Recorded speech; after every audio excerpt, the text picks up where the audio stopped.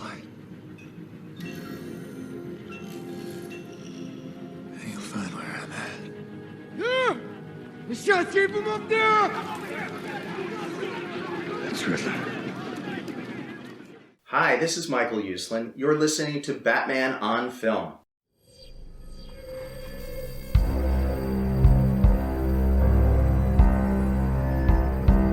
I'm vengeance. I have given a name to my pain.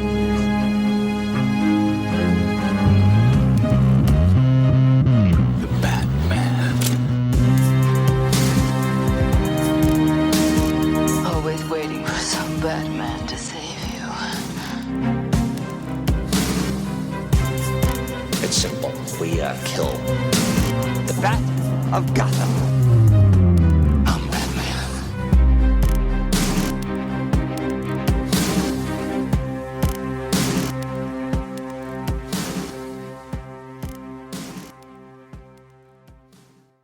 Welcome to episode number 88 of the Batman on Film Social Hour podcast. I am the founder of Batman on Film, Bill Ramey, and we're back with this is kind of a series within like a show within a show.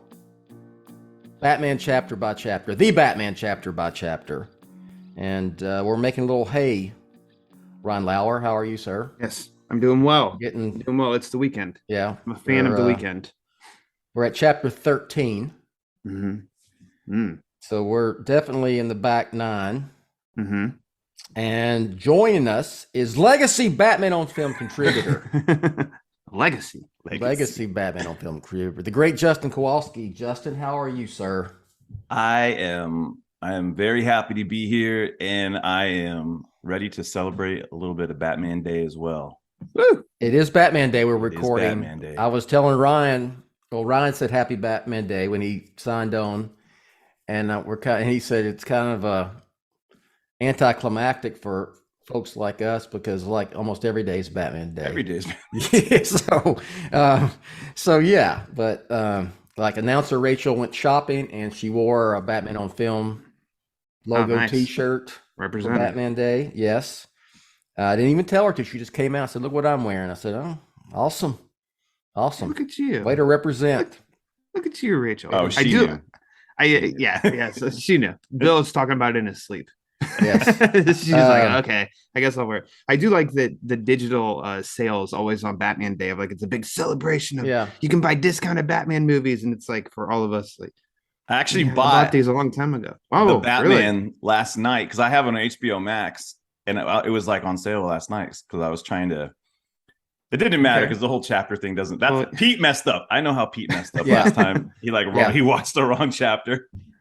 Because he just watches it every day. Exactly. He's seen it like 150 times, so it didn't really matter. Like I told him, he's like, "I'm going to check out." I said, "Dude, you watch this. I don't know how many times, right?" So didn't miss a beat. They're so good. Oh, I had something on my mind.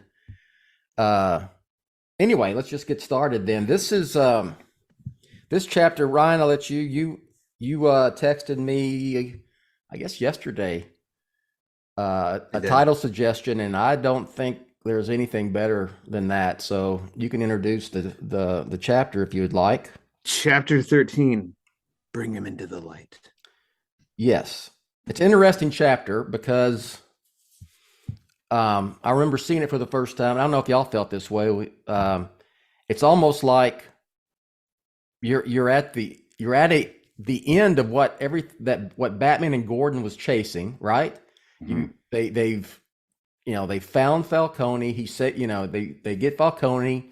I'm getting a little ahead of myself, and they also arrest the Riddler.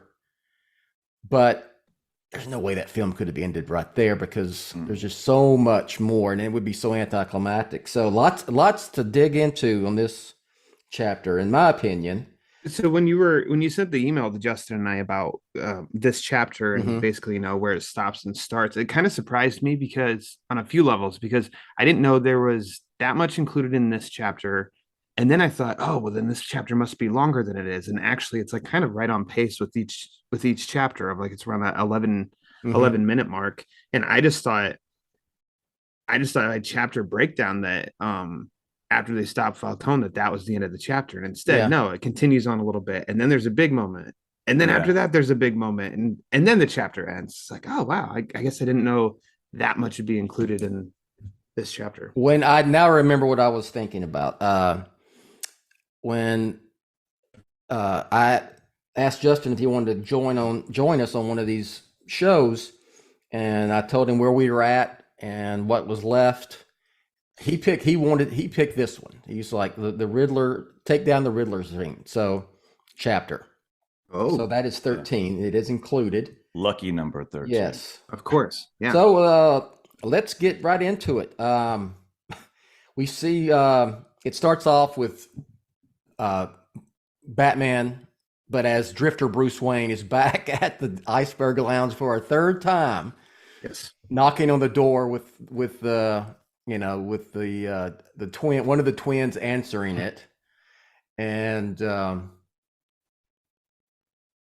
he just kind of slips in. And there's no conversation. Yeah. There's no ass whipping. This time. Yeah. No, they've had enough. Yeah. I mean, at this point, they've had enough. Yeah. There's no them being in awe that Bruce Wayne actually showed up there. Yeah, like the last time. It's just he's Drifter Bruce Wayne. He slips right out in. So I found that I just like the fact him going back there three times. It's three different versions of himself. Batman, Bruce Wayne, and then Matches Malone. Sort of kind of character. That's what I like about it. It reminds me, I know it's not year one, but it's the year one kind of Bruce Wayne going into the streets kind of. This is essentially that undercover kind of look. Like I'm blending in, but he doesn't even care. I love that he has the eye makeup on still, like ready to roll. Like that's actually like he's getting ready for war, and in a club like that, it's not going to stand out. Nobody's paying attention. Exactly. Yeah, no one's paying attention, but it is really cool. Like it's like he's in this in between place between Bruce and Batman, and this is that transitional character. And so I really like that. Like, I know we saw the walk. So I mean, by us going chapter by chapter, of course, we're looking at like the minute details. But his walk, I think it's fun in the sense of like sometimes. In my cocky younger days, that's how I'd enter a place of thinking I'm just like all energized and I'm just like walking with purpose and then go through that door over there, whatever. But I know they put that in the trailer, so they put that right next to Selena's walking in the club, thinking like, oh, they're in the club together, which I guess isn't technically wrong. Well, yes, two different moments. He knows. In the movie. Okay, Bruce knows. Batman knows. Drifter knows. She's there definitely. Yeah. She's just on a mission to take out Falcone at that point. And then we'll get there in a second. But he's prepared. He gets there. He doesn't go. He goes as the Drifter, but he's got his backpack with the bat suit. He got, like Justin said. I like that because we saw him before when he's in Drifter mode. He's got. Even he take it out, in the beginning when he rubbed it around his eyes while he's in the element, at the beginning. Yeah. So, and he's got a plan. He going in. It looks like he has a plan to infiltrate and make it as accessible as possible for him as one person with, entering this, this sanctuary of Falcones that's going to be armed to the teeth with men. It's kind of crazy because I think this is almost in the whole movie. You'd almost say this is almost like the most prime Batman kind of moment because I don't think there's anything that throws him off. Yeah, I think up through all of this, it is just like this feels like classic Batman. He's got all this shit figured out, and it's getting into the building, going down, finding the door, knows a guy is coming right after him, knocks him out, then proceeds to cut the electric, change, knock a dude out, get up the shaft. Like every step just really, I really love this because it feels like, yes, this is still early Batman. And even later on in the movie, there are moments that really throws him off still that are yet to this just feels like classic Batman of, I know what I'm doing. I'm going to get the job done. And That's he does. what's cool. Yeah, go ahead, Justin. Oh, I was gonna say, like Sorry. when he No. walks into that maintenance room or whatever, Mhm. and that guy, that they kind of telegraph, oh, that guy sees him, and you kind of anticipate, oh shoot, there's gonna be this battle, and it's not. He just boom, It's boom. not a battle. I love that because it's such a calculated like he knows, and like nothing is gonna stop him at this point, and so it's really cool that it's just pop pop, Yeah. that's it. So as you're like, oh shoot, there's gonna be this like engagement, you don't even get that. You just get bam bam, like we don't have time for any of that. This is like he's moving forward, and so I really like that as well because it throws you off. It's a nice emotional like oh okay cool. Like, and you just go with it. Again, Batman's got this. Batman's got this. Yeah, we got this. I love what you said. He's like prime mode. He knows like I'm doing this. Boom. But he almost knows how the night's gonna end. Yeah. Right? Yeah, that's exactly, because when he first gets there, we talked about, the twin, one of them, he just slips in, locks the door, because he's coming in there covert operation. Yeah. He doesn't want the the bodyguards, the doorman, to alarm anybody that Batman's there, for one thing, and it could have been someone sneaking into the club as far as they know, Yeah. and then he goes about, shuts down the power, and just, he's putting the suit on. He's Batman, and Batmaning. Yeah. I think he's got the suit on underneath. He's such a big bulky vest. yeah. I've always thought that. Yeah. So at the same time this is going on, Batman's making his way up to the Falcone's lair, and I think this is a good choice of intercutting. yeah, you have It Selena. creates some really good tension. Selena is, and I wrote it down, she's kind of playing Falcone, with the Annika thing. Yeah. And, and she's kind of looped him in to her plan. She softened him up, even though, we know that he killed her by that point.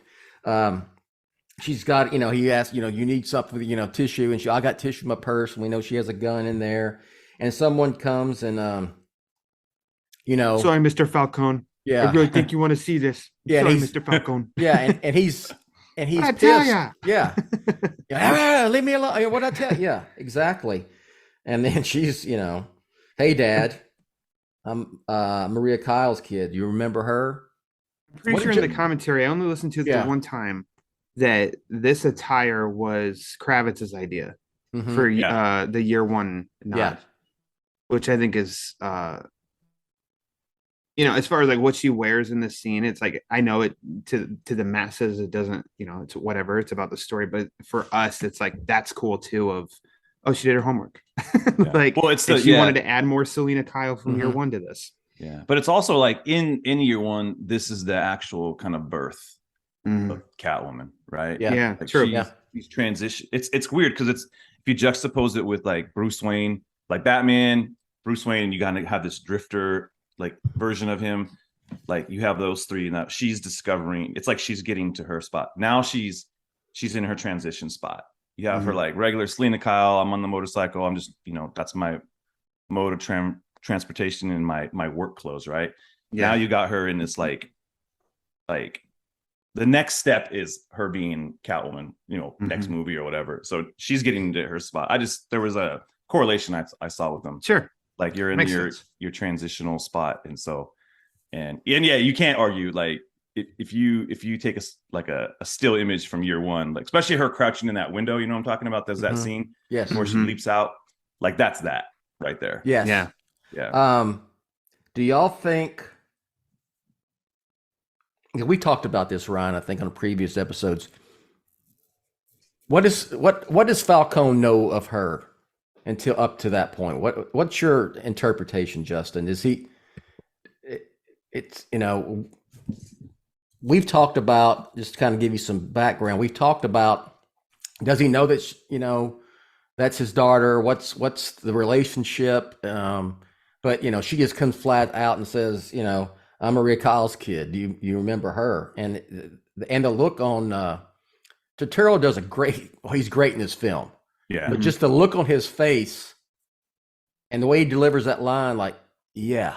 I mean, What's Yeah. he? What do y'all think? I don't think he knows. Yeah. I just think he's a disgusting person in the sense of like, as she's there, like coming to him for comfort, you almost get like a creepy feeling like, oh, he's gonna try to like take advantage of her, right? Yes. Like he's all get out of here, you know. So I feel like he probably has a number of Selena Kyles in his life. You know what I'm saying? Like there's probably a lot of ladies that he had relations with where now he's like, he doesn't care regardless. Even if he did know it was his daughter, she works for him, right?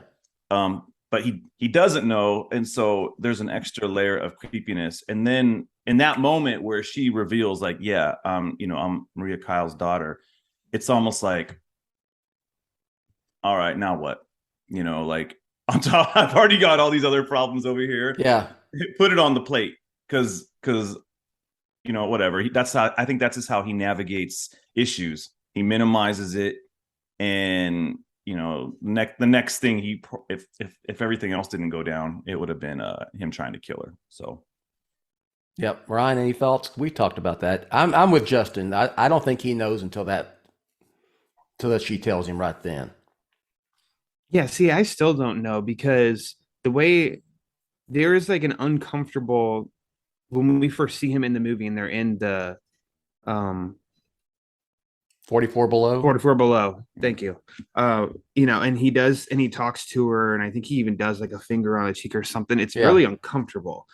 Almost like a predator-ish kind of vibe, I thought. Yeah. And I don't feel, if he knew that was his daughter, that it would feel that creepy. But then also, like, how quickly she says that, I feel like he has a good look, plays it straight when she says that, and how quickly he answers and his face doesn't change. And he's like, yeah. As in like, yeah, I know this. And by Falcone being so calculated, like this version is, like, my mind, I just feel like he remembered, as he is a disgusting person, as Justin said, like, he's a very intelligent person that he knows in his head the people he's responsible for killing, who he's killed, their connections. Like, he knows all the connections, and remembers them. So I kind of feel like he does remember her, or Maria Kyle. But I don't know, because I flip flop back and forth between if this is a revelation or if it's just you figured it out. You finally figured it out. But I mean, he proceeds, and I mean, then he ends up making comments too of like, this is what I did to your mother, in which nobody ever talks about that before Selena scratches him, he does already have scratches on his face. And I thought that in the commentary with that somewhere too, that Reeves had even said of, this is kind of showing this was Selena's mother in the same situation before, and he ended up killing her the same way, and her mother got him, and then Selena got him. So I don't know. There's my whole spiel. I still don't know how I lean, because I do just go back and forth both ways. I think there's evidence to support both claims. It's my political answer. I don't want to choose. She takes a shot at him, and he dodges. So then it basically becomes like her hunting him down. There's a goon up there, one of his bodyguards she's going to have to deal with. And then she deals with him. Yeah. There's that scene where she pops his head on the pool table. God. I wrote that down. That's like, again, I don't know how they pulled that off. You can't find the word. Yeah, because I watched that part over and over, because I'm like, man, he pops his head down on that table. His head and his neck is so quick, that whole smack at an angle. It's so really gets me every time. Yeah, it's like, it's one of those like, oh, like that's a good spot. It just, I don't know, in the scheme of this movie, that's one of those like action beats that, like, I'm with you. That one hurts. I look at that one, yep, and I can feel it. I'm like, oh my gosh. I always laugh when Falcone runs after she takes the first shot too. And he goes running into, and they cut, and as he's like running toward us to get behind that bar, because he just which, hey, I'd be running the same way for sure.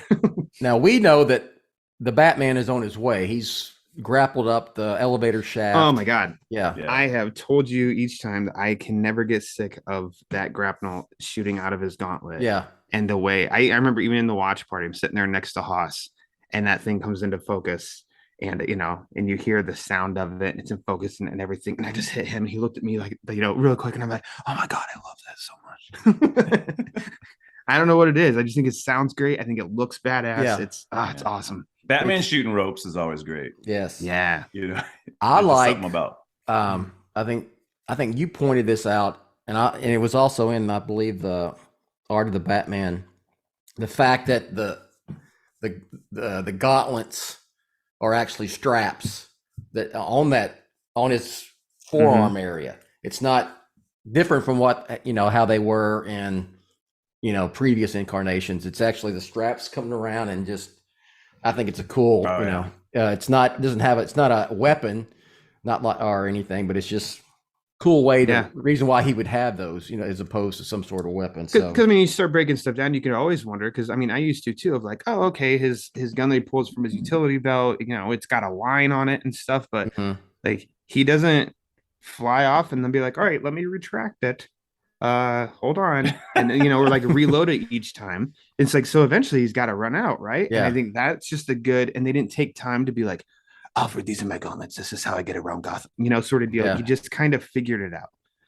and he's fully loaded, and like to where I don't know, there's like kind of no question. And how he, even as he comes up and you see the stuff retracts, I think in the previous scene when he gets Kinsey, as they pulls him up, and he puts it and reloads it back into the gauntlet, and that's just, I don't know, I think that's something that's different and really, really freaking cool. I think the scene where he drops down from the elevator, from the top of the elevator, and it's dark, and the lighting we get is from the weapons. Yeah, all the muzzle flash. Just I think it's a great looking Batman scene. And he's kicking one of my favorites. Yeah. So just thoughts about that, boys.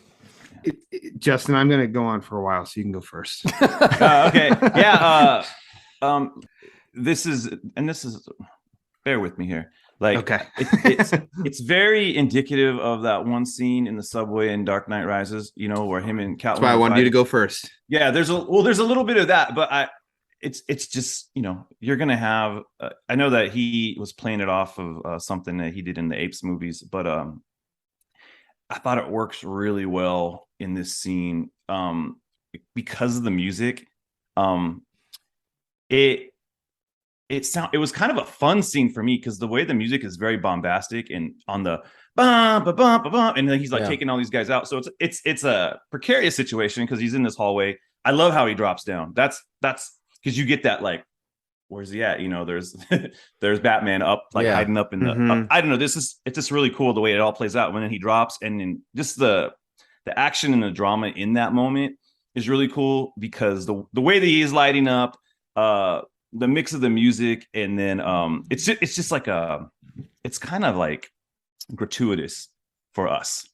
Like, this is just a cool scene. Like, Batman could have took everybody out real quick, like boom, boom, boom, boom, boom. But we don't need that right now. We want to see Batman do something a little more bombastic, and that's what we got with that scene. And so it's a nice transition from like shooting up the shaft, and then going into to address like Falcone and everything. It's one of the better scenes of action for me in this movie. I love it. It's such a cool spot. It just looks cool, and that's okay. And that's okay. I love it.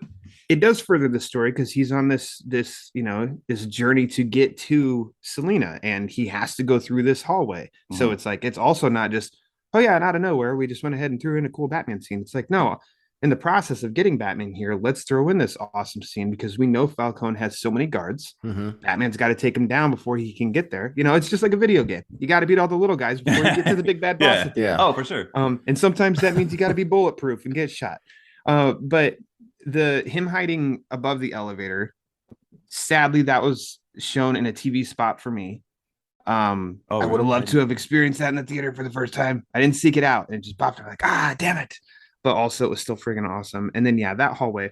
And Bill, I don't like to bring negativity into the light, but Justin, I saw too many naysayers I was trying to avoid online that were saying that this is just copying off of Dark Knight Rises and all that. And I'm like, oh my heavens, Batman, he's by the signal with Gordon. That's been another movie. So this movie must have copied other movies for that. There's a Batmobile scene in every Batman movie. So I guess this one's invalid because it was just copying that. And Anytime Batman shoots a grapple gun. Yeah, exactly. So like, okay, every single Batman thing has been done before. So that's like annoying. And I just think like this is different than that one. On every level. The only thing is like Batman's coming closer in the dark with lights from gunfire, lighting up. And it's just like, I don't know. I just think it's very different, the two scenes. And I like both of the scenes. And this one, my God, it was, I don't know what you could call it for. It's one of my favorite parts of the whole movie for sure. I know we saw it in the trailers, in which I didn't care. I watched like 100 times before I saw it in the movie because I just think it's freaking awesome. And I don't care how unrealistic of what those guns hitting Batman at such close range. I don't give a shit. This is it's fiction. Batman is awesome. Yes. I mean, if it was all realistic here, Batman would be walking down that hallway in crutches with half his face burn off, and then would take the first shot and fall down if this movie's. But we don't want that. Like, we want badass Batman deflecting bullets, making all these guys shit themselves because they're like, oh my God, he's bulletproof. I love this. I love this. I think compared to that, it's I think seems way more Pattinson that is. Seems more violent than that scene with Bale in The Dark Knight Rises, and also there's something about Pattinson, the look on his face, even when he's got a cowl on, when he's coming, just the flashes we see him, he's locked in. He knows where he's going. Yeah. I think it's cool. It's just a cool, good looking scene. Yeah. And they're and you have to let Batman's, like you said, Ryan, Batman's going to encounter guys with guns in the dark all the time. This scene is Batman plowing through guys. Yeah. In Rises, that scene is kind of evading. It's kind of a peekaboo scene because it's like, not to go on not to go deep on that, but it's like boom, boom, boom, boom. Like it's kind of like him hiding in the shadows, intertwined with the muzzle flashes. Well, here it's like 4th of July. Yeah. You know what I'm saying? Yeah. Like he's not trying to hide here. We're just viewing it on our side of the camera. I was like, oh, look at it. I mean, it looks cool, and he's punching a bunch of dudes. Well, I mean, Reeves, he said many times, I mean, in talking about like the Batmobile and then Batman 2, of like, you take this case, so the camera's static. It's a static shot, and it's like, man, you got this monster coming closer and closer, and nothing's stopping him. And I think that's a great approach to a scene of Batman in this point. And like I said, of in this particular scene of Batman is just prime getting shit done. Nothing can really stop him, and this just helps like reinforce that of him at this point, which I think only helps in the following scene when he does get caught off guard. The rest of the movie. Bale's scene is more the ninja of his ninja skills of and with this is just with Pattinson's Batman in this version, he's just coming and kicking their ass. So I mean, so at the same so at the same time this is happening, Falcone hits Lena, whacks her pretty hard with a pool stick. And she's woozy, you can tell. Loud pop with the score at this point too. I don't know if it's like a trumpet or something. And Bill, because I always go to the soundtrack. This track is called An Imperfect Murder. Per. With all you are. Carry on. Yes. So she's seeing stars. She's probably got a concussion. Yeah. He's got her pinned down. Says, you don't think this hurts me, my own flesh and blood, and then he makes a, you made me do this just like your mother, and it ties in with, she scratches him and he has the scratches already. And yes, it's, it's 20 years or whatever earlier when he killed her mother. So it's just this scene. Yeah. I think it goes back to like what we were talking about earlier, like, does he know or not? And I think it confirms he doesn't know, because he's going, my own flesh and blood, huh? Like, Like, yes. he doesn't. She could be, for all he knows, she could be like just saying something to mess with him, like, "Oh, you're my dad," to like kind of throw him off, and so he doesn't care, regardless. At this point, like, Yeah. you're my daughter. Who cares? You're my daughter. I'm taking you out regardless, whoever you are. I don't. No one stops me. No one gets in my way. And so that at the end, when he addresses her on the ground, that kind of spells it out for me. Like, he doesn't care. He sure doesn't know. You know what, that one word, and I wrote that down. I wrote the quote. You know, it is with the my own flesh and blood, Yeah. That's put there. That's written there for a reason. Yeah. You know, Batman comes, saves Selena. She's still want to take out Falcone. I think this is one of the best heroic Batman scenes in the film. Yeah. You know, when he tells her, you know, when Selena's, you know, she's going to kill him. He has to pay. And Batman, it's just a great line. And it's just, you don't have to pay with him. Yeah. You I wrote paid that down enough. too. You've paid enough. Yeah. And I mean, that's good stuff right there. That's good stuff. Yeah. So I feel like those are some of those moments. I mean, we got some of those in the animated series, where this is with Selena, who, you know, we've been seeing throughout the movie that he does have this connection and the soft spot for, but you could say this is Martha Miller in Selena's shoes, a big nobody, and I could see Batman doing the same thing and saying the same thing of, like, you know, he's you don't, like, he doesn't, he's paid enough. You don't have to kill, like, and I feel that's just like a emphasis on Batman, the Batman character that we know too, of it's not only because it's Selena, and if it was anybody else that it'd just be like pop and knock them out too, or just let them shoot or anything. It's like, no, he would treat anybody in this situation the same way. And I feel like we got those kind of moments in other Batman it ties into the, also when he says to her before, you know, don't throw your life away. Yeah.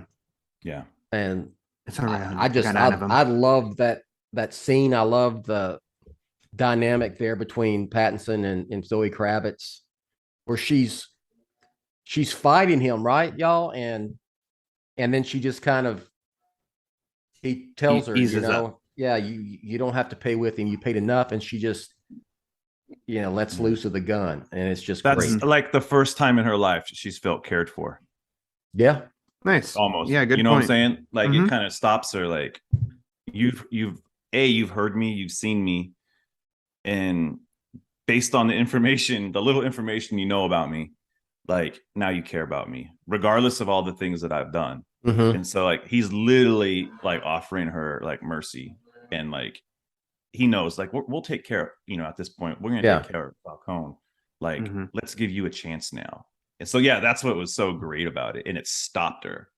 Like I would almost push back a little bit on what you said, Lauer. Do it, because I think that he genuinely cares for Selena Kyle, right? Yeah. And if someone else was there, I don't know if he would like restrain him that way. He may even like, you know, battering someone just so they don't shoot someone else, right? Like based on his code. I like to think that he's a little more personally invested here, where he wants to stop her because he does care about her and her next step. If it was somebody else, he might, you know, do like a ninja punch. I agree. To the neck, I mean, if it was, you know, I just like to pull up these names. Josh Smith, you know, doing that. I don't think Batman would come behind him and hold him and be like, no, you know, something like that either. But I think like the lesson at hand of, you know, teaching of like don't do this. You don't need to do this. I think that that's something, regardless of who that is in her position. The up close and personal. Yeah. Like, I don't know. I don't see Batman doing that. I think he would punch Josh you think Smith so? out. If it was Josh Smith, I think he would just like, bam, like, don't kill this guy. You know, he's all this. I knocked the guy out. He'll be okay. Well, this is followed by another great scene when Batman leads Falcone out of the Iceberg Lounge. So Turturro, I can't speak enough of how great he is in this film. Just the smugness, the arrogance, that you're going to Can you scare me imagine with you're at that mask, club and you're dancing, you're doing your little shimmy, and then it's just like, holy shit, that's Batman carrying Carmine Falcone. Yeah. Yeah. All right, everybody, keep dancing. Let's take just a moment and have a word from our sponsors. It's just, talk about it. I think it's the whole that whole walkout with Batman saying basically terrible. I have no Turturro, but his delivery of the lines of how he says, wherever I go, whatever I done goes with me. Yeah. There's something that is just, I do really like of fewer words, bigger impact. Yeah. It's not this long monologue of him giving a speech to Batman. It is short and sweet, and like, what he means. And he basically just kind of told him, like, you're not going to get me to squeal. Yeah. I'm not going to give you anything. And I think it's done very well. Yeah. But that's his life as a criminal. Like, that's why he's so high up in the rankings, right? In the mob. Because he doesn't let anything slip, man. And like you said, he's so smug because at that point he's so confident too, of just like, he drops the Zorro. I love that. But then he's so confident of just like, you're gonna give me to the GCPD. They work for me. Oh, it's a great. So how far do you think I'm gonna really get in trouble here? Well, what's great about it also is there's kind of a payoff there with him, talking mess to Batman. Batman's pissed. Batman gives him a look at one point. And then they get to the door. Gordon's there, and he says, what, you with Zorro over here? And which is I laughed. Of course. Okay. Don't you know you boys in blue work for me? And Gordon has a great line that says, I guess I don't work for you. The door's open and you see the police, and that's my interpretation, and y'all can comment. That's the good guys. Oh yeah, there are good cops in Gotham. They're not everybody is corrupt. Yeah. It was the good guys, because who wasn't there? The son of a bitch. Yeah. Mackenzie Bach was absent. Yes. Mackenzie Bach was absent. And Martinez is right there. Martinez right there going, right there. That mustache of justice ready. I love the whole thing. Martinez grew that mustache because Gordon has a mustache. Yes. He's like, I'm going to be like Gordon. Yeah. And it's a good mustache. And Falcone is still he's still arrogant as hell, at that point. And then we get our old friend, the Penguin, pops up. Yeah. You goddamn rat, Yeah. And I giggle, not because it's bad, but I do think that I don't know, it's just Farrell himself. And he's like, oh, you a big man now, Oz? And it's almost like his eyes are big. He's like, maybe I am. Yes. I love that, and he tells him, to me, you're just a gimp in an empty suit, and I'll splatter you, and then we have that, him going for his gun. And at the same time, the Riddler is got a sniper's nest across the street and hits It's a pretty bold move, though, for Penguin, though. Yeah. I'm like, you have all the good cops here, too. These aren't the dirty payroll guys, right? Yeah. So you're almost, man, what would have happened if Riddler didn't, take Falcone out? Because I'm just curious, like, what was this showdown all about, with the cops there and everything? Because then Penguin's going down, too. Yeah. And so Riddler kind of did him a solid there. gave him a one up. And notice, like, what does Batman do when the gun's pulled? He jumps to protect Falcone. Yeah, which is pretty wild. But also, because he wants him to pay. Yeah, he wants him to pay. Exactly. Right? And it's like, this is the guy who's going to help us. The domino effect of he's going to give up. Like, so of course he'd try and protect him. But also, there's like the lingering, like, how involved was he in my parents' murder? That's what I'm thinking. Like, I want him to. Because, good point. Because I was going to mention that too when he said, because I thought of that actually watching it this time, of after Falcone says the whatever I do, whatever I've done goes with me. It's almost like Batman has this. I mean, you see his face as it is like a stern kind of like a like as he grabs him and they continue walking to Gordon. And I thought of this time too of like, oh shit, I wonder if he's like sitting there thinking of like, man, you killed my parents. I think that's 100% it. Like, or I've got to know, and like, this guy can't die. He can't die because I need to find this out. Because he just has this crazy revelation earlier with Alfred, right? And so all that stuff's, you know, spinning in his Batman mind, and now it's like, I've got to solve this case. And I think, Bill, it's like what we talked a couple of chapters ago about it, and I think that this is a really nice approach that in storytelling with the Wayne murders, that it is open still. So that door's open if they need it for the next movie or the one after that, or they just leave it as it is now to where it's pretty open of Carmine had somebody kill, or it was just a random mugger, because Alfred's like, I don't know for sure. And Carmine, he's dead. I mean, I believed he was dead when he got shot here. Yeah. I know there were some that like, I don't know that, is he dead? And it's like, well, he had it, eyes wide open and his exhale as his head fell back. Yeah. Don't do that really if you're still alive. I think that, and also not think, I mean, that scene with the flickering street light and Falcone and Batman are underneath it, and Batman notices it and says, you know, bring him into the light. It's just, it's great looking frame, the way they frame that shot. It is great. And he is zoned in, and this is where let's add another line to the chapter by chapter bingo, because your man Martinez, the shot, it's good for he does some kind of weird like you know, and I laughed at this time. I laugh every time that I see it because I'm like, oh man, Martinez. It is, and it's I wrote it down. Martinez, this guy is one of my favorite characters in this film. It just is. He's observant. He's the one that spots the Riddler. And so they all start to rush there with Batman. Boom, he's gone. Batman's the first one there, you know. Can I go back though? I'm playing back some of the stuff. Yeah, go ahead.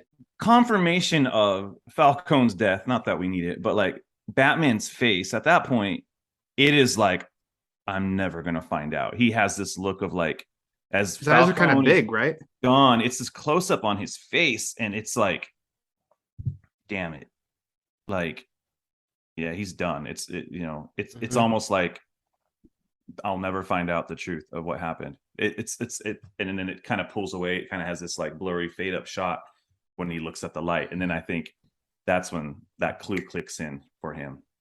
So now it's like this thing's closed. Now back onto like the Riddler mission. You know? I'll say, Justin, the great thing I've really enjoyed doing these is that I feel like I learned something new or get different perspective every time we talk about these. When you focus just on like 10 minutes at a time.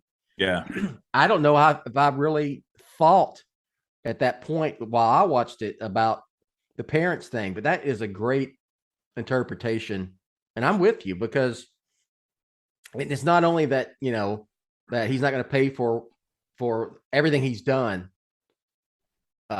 organized crime wise, killing Selena's mother, all that stuff, Annika. It's that too, is that I may never know the truth about my parents, you know. And I think there's something with also, I think the sound helps a little, because as you mentioned, just because I think, as Bill just said, by zoning in on just 10 minutes at a time, you know, you start to pay a lot of close attention to the minute details. But like the sound too is almost, you can see the close up on Batman as it does just become for him of like everybody's kind of blocked out at that moment as he's just like drinking this in. And then it is the emphasis on that flickering street light that starts to come back in with the sound, and we zero in on that. And that's almost like, that's what guides him back to out of, you know, isolated thinking. And it's like, that's almost refocus on this, now the bigger picture. And then it all just starts to snap together to where he'd bring him into the light, you know, and then it just starts to click too. Yeah. And I really like, I don't know whether Reeves is just like, I just thought it was cool, or if he meant to do all that. I just, in the end, it's applauded. Oh man, that's crafted so well. Yeah. The way that all went down.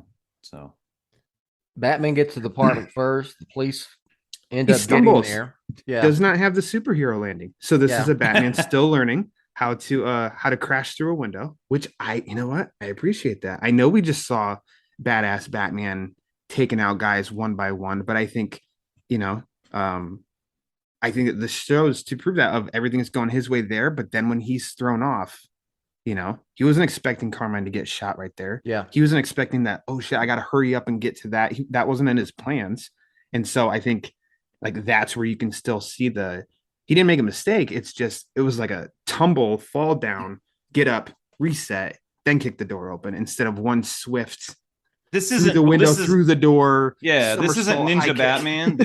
This is like big ape gorilla Batman. You know what I'm saying? Like Yeah. he doesn't have time for like subtlety yet. And at this point, Yeah. he's jumping through. So We get a little first look at the Riddler's apartment, Edward Nashton's apartment. It's He's a 7 weirdo. inspired. Yeah. For sure. I Oh, think when they find John Doe's apartment in 7, I'm kind of Yeah. like, and I know we revisit it again the next chapter, but I thought of 7 this time too. Gordon gets there, you know, and he's gone. He's been here the whole time, and I didn't spot it, but you told me, Ryan, long ago that, you know, and then Reeves confirmed it. I didn't see it the first time. You know, we do see him in the window Early in the movie. earlier in the film, very subtly. So yeah, he's been there the whole time. We find out that he's been spotted in a diner. So he doesn't even. Who spotted him, or who let Gordon know Martinez. he's in the diner? That's right. Damn right. Hey. The ace in his sleeve. Yeah. Hey, Commissioner or Lieutenant Gordon. Yeah. He's in the Phillies diner down the street, you know? There's another great line coming up, but they swarm into. yeah. Okay, so clearly, I mean, he wants, and I'm thinking back first time I saw it. I had no clue at that point it's pretty obvious he wants to get arrested. We don't know why. We don't know. We don't find out till a little bit later, not too much later in the film. But before they even swarm, I mean, you see the cherries and berries on the police cars, like reflecting off the window. And as anybody knows, of like, you see police lights from quite a distance. You're pretty aware, and the fact that he doesn't move, never looks up or anything. And I just think of that second trailer that they released. I loved, you know, this was the first shot in that trailer, and the music swarm and all that stuff. And yeah, I think this is a great looking scene. It's not, you know, it's not like some big, he's booby trapped and all that stuff. Like on paper, it could almost read quote unquote standard or boring, of like, yeah, there's like, I don't know, 50 police come into a diner to arrest one guy. But yeah, I think it's like visually done really, really well. Yeah. And Reeves even said it was, you know, kind of inspired by the famous Phillies art. The Nighthawks. Phillies diner. That's the painting, Nighthawks. Yeah, that's that. Yeah, this whole scene is like, when those trailers came out, it was like, oh, is this how the movie opens up? You know, there's always kind of like, there's a lot of speculation. Like, like, why are we seeing him capture the Riddler? Exactly. Right off the bat. And so the trailer also hid Dano's face. That's where everyone's like, which is really funny. Does he have a question mark on his forehead? Yeah. No, he does not. But he does not. Yeah, this I love the tension here, because it's not like they caught him. They just played all into his game. You son of a bitch. Yes. The music track on this one's called The Great Pumpkin Pie. I don't know what that's a play off of. Only thing I could think of was like Charlie Brown. Great Charlie Brown. That's what I was trying to think of too. It's the Great Pumpkin Charlie Brown was like the closest I could think of. That's okay. What I thought. Okay. I mean, the line about the pumpkin, I just ordered a slice of pumpkin pie. That was inspired by something real true crime when they captured yes. Yeah. Yeah. When they captured, man, I can't remember. It was not the Zodiac, because we know they never found the Zodiac killer.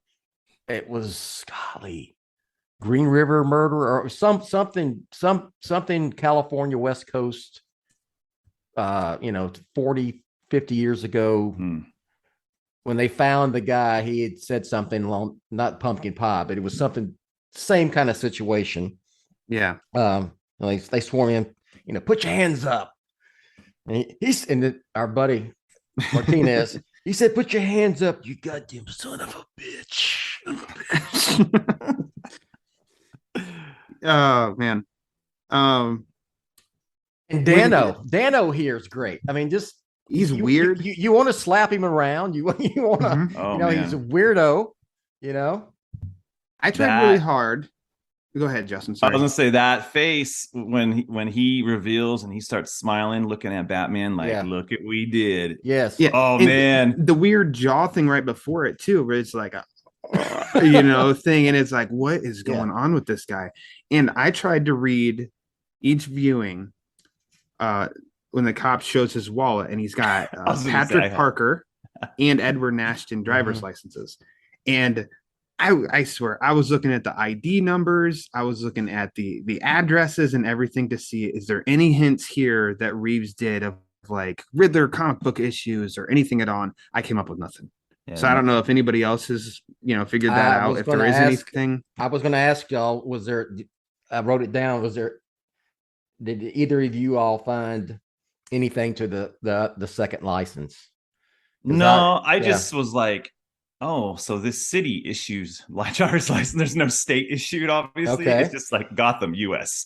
Yeah. There's no where's Gotham City? I mean, it doesn't matter. It's just kind of funny, like that little. I do know Gotham initial viewing something.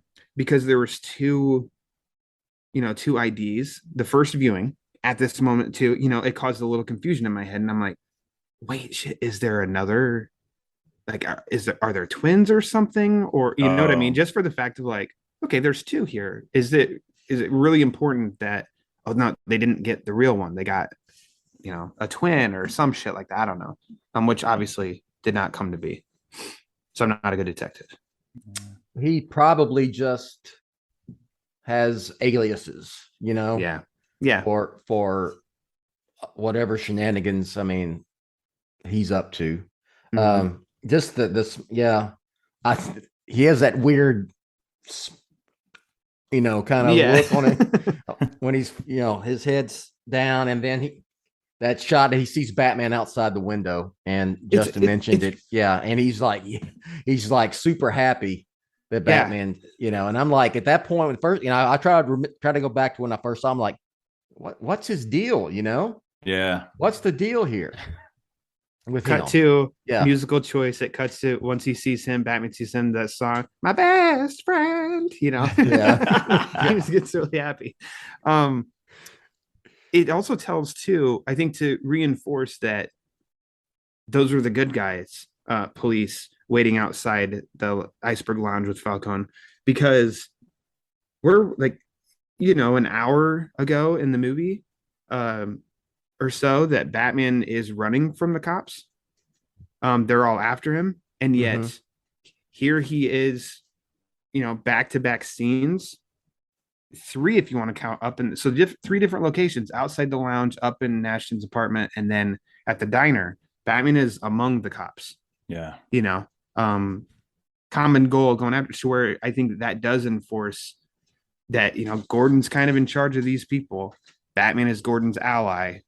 Gordon, vouches for all these officers, to where he's back with the police, working with them again. I think just to piggyback on that, something that I'd brought up or we had talked about before is that, they're perfectly fine in the beginning of letting Batman do his Batman thing, because he's just taking out these street criminals, and he's not.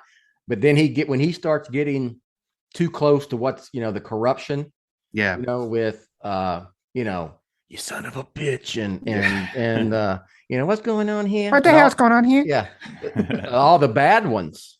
That's when those are the ones who are after him, more or less, because he's figuring out it's there's more going on here, and these guys have nothing to fear from Batman. Yeah, I think they're also all. I mean, we don't know all the history of like what's happened in these first 2 years of interactions, but it feels like they're all really highly involved in this like crazy case right now. Like, what is going on in the city? Like with Falcone, and so I think they're like, hey, we're united. We're this united front. Gordon trusts this guy. Martinez he's like he's kind of you kind of see how he's kind of like warmed to Batman, and that's other scenes going forward. Kind of I don't know I like that there's a little distrust in the department, but you can kind of see the acceptance. Okay, this is just necessary in Gotham. Batman's necessary. We're still going to be good cops, and we're all hanging out together, and Batman doesn't care regardless. He's going to do what he's going to do. Because Martinez, pencil neck. Several scenes back, he's watching. He's on lookout for Batman and Gordon at the morgue. So yes, he's skimming along, and so it ends. Didn't Justin just said it? Let's go, pencil neck. Yeah. Oh man, how he says that, you can almost add that to the bingo. The bingo. Yes. Pencil neck. Yeah, what a great line. He loves to hit those K's because early on in the movie, freak, pencil neck, at least it wasn't like we're gonna go out that door over there, Yeah. Well, it ends with pencil neck and then the coffee. And we still have more Martinez coming. Yeah, more Martinez is coming this movie. And so just finish up here, y'all. It's after analyzing this and watching it, just and focusing in on it, what's your final thoughts on Bring Him Into the Light, chapter 13 of the Batman? I love it. I think this is a great chapter. A lot happens here. I know I came across people, nerds and common folk, that did kind of feel the arrest probably is they thought the movie was done then. And so sometimes when you think that something is finished and it continues to go, you do start to feel like, oh man, this felt like it was going on a little bit. Okay, if that was your opinion, I'm glad it didn't stop there, because kind of as you alluded to earlier, it'd be a little anticlimactic, I think, of like, well, we got him. And that would feel, a lot of stuff would feel unresolved, even though we did just take out Falcone. That's still kind of unresolved. It's like, yeah, you got Falcone, but you don't necessarily there isn't necessarily a whole resolution with that either, other than he's off the table. But I think, this has one of the best scenes in the movie. There's grapnel all over the place. Martinez is spitting off great quotes. We see that Gordon's in control of a lot of good police officers. Batman kind of closes the book on one thing, but another one opens up. I think it's an awesome chapter. And Selena, we're not done with her, even though her story does kind of feel like there's some finality to it, but we're not done with her in the movie yet either. So I think great point. This is a kick-ass chapter. Yeah. It like, I love the title of like Bring Mountain to the Light, because I think it covers everything. It covers actual like the clue of Batman bringing out Falcone, but it also kind of brings to light brings to light that Batman he's having these realizations in this whole scene, like I'm never gonna get that answer I want, like it kind of like he's discovering that. And you see like Pattinson's face is so great in when they do those up close, because you see him like processing, like I've lost that, I've lost that information. But he's also at the same time pushing Selena into the light, where he's like, like you've suffered enough, basically, he's trying to at least push her into the light. So there's all these different like those meanings with that. That's why I like that title, because I think it works well with everybody. Like you're exposing Falcone unwillingly, you following along to what the Riddler wanted you to do, and then he realizes it. Oh shoot! And then, so there's the other light.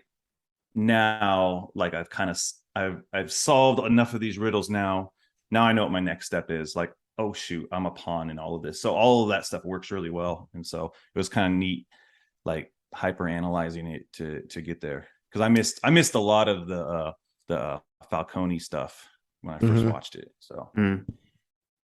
Lots of action, some great Batman, the drop out of the elevator, walk, take on the Falcone goons with the guns. It's great, just action, cool looking. I mean, it's just cool. But you also got a lot of, I don't know if I want to use intimate, but just kind of intimate moments, with, Selena, hey dad, Batman with Selena, and Justin mentioned it. You know, you don't have to pay with him. You paid enough. I mean that, and then that when Falcone gets shot, and just the cinematography that how they frame that shot from above the light, looking down, and it's like Batman and Falcone are out of focus, and the light is in focus. It's just, I think it's great. And then of course it's a great scene. Lots of stuff that we get to finally see the Riddler. Dano's great, and there's he's got something else up his sleeve. You know, his end game. We don't know I had got a Joker card up his sleeve. Yes, the end game, his end game. We'll find out in the next, upcoming chapters here. Yeah. So with that, I concur with y'all, and we can plug and finish up this chapter of the Batman chapter by chapter. So Ryan, I'll go ahead. You can plug first if you'd like. I'll happily plug away. Check out. Yeah, we don't have Pete here, so that's, I know the pressure is not on. Yeah.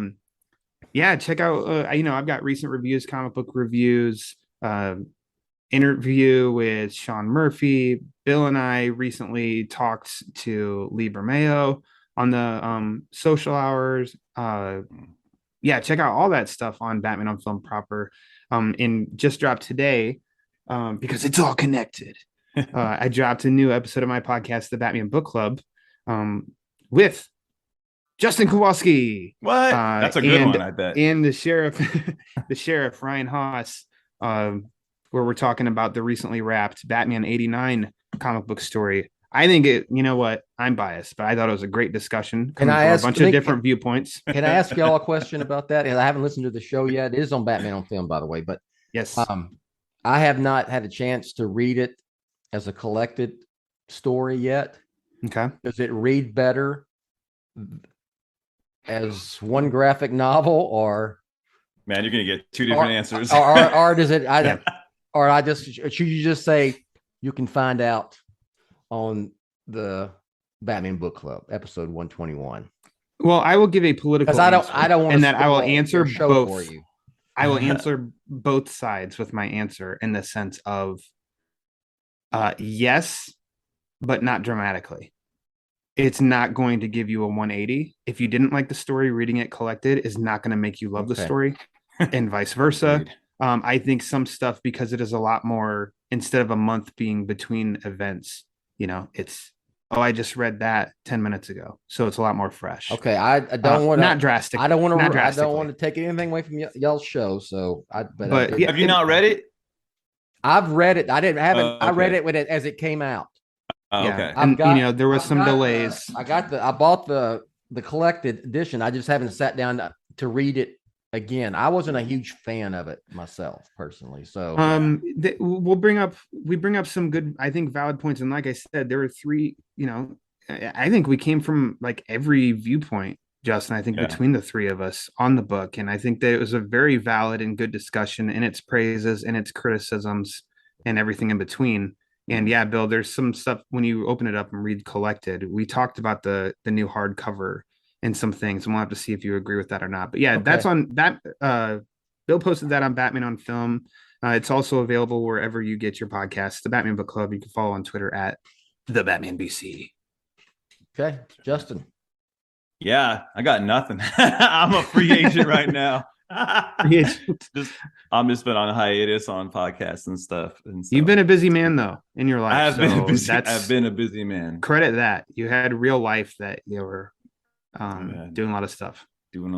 But yeah, just creating the logos for Batman Book Club. That's what I do. I Ghostbusters. Work for Ryan. I work for Ryan. Yeah, you're very, very affordable. So thanks. Yeah, no problem. Just give me once a month. Yeah, you can just follow me on Twitter, Justin M. Kowalski, and maybe I'll be there. I've been laying low on there too. I've been busy. There. That's probably a good decision. Yeah. I need to take your advice. Let's see. Justin, I appreciate you coming on this show quite a bit. We've got a few more chapters left. Plus, we're doing the 2 deleted scenes. And we're also doing the credits. If you believe it or not, we're going to that's what is that chapter 19, Ryan? It is. We're reading every single name. Okay, probably not. Now we're going to talk about the shout outs that Matt Reeves and company gave to the creators and talk about discuss what their influence on the film would have been. So please come back. We got a few more left. You're welcome. Oh yeah, I would love to come back. All right. Well, for Justin and Ryan, I am Bill. Announcer Rachel will plug more stuff, and we'll catch you next time. Thanks for listening to the BOF Social Hour, Jet's official vlog and podcast on Batman on Film. Follow Jet on Twitter at Batman on Film. Follow the BOF newsfeed on Twitter at the Batman on Film. For Jet and everyone at BOF, I'm announcer Rachel. Authoritative, definitive, the original Batman on Film, established in 1998.